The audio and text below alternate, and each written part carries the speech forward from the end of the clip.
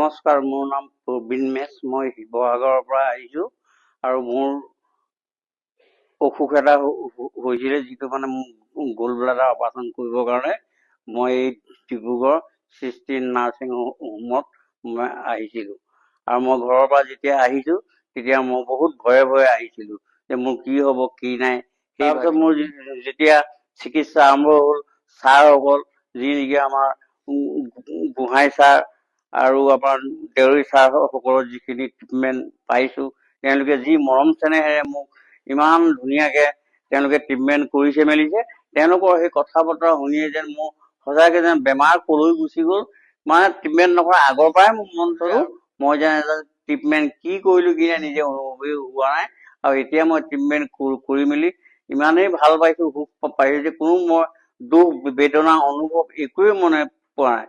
গতিকে মই এই সৃষ্টি নাৰ্ছিং হোমৰ সকলো লোকে মোৰ আন্তৰিকতা মৰম চেনেহ মই আগবঢ়াইছোঁ আৰু সৃষ্টিখন যাতে আৰু আগবাঢ়ি যাওক ভগৱন্তক মই প্ৰাৰ্থনা কৰিছোঁ।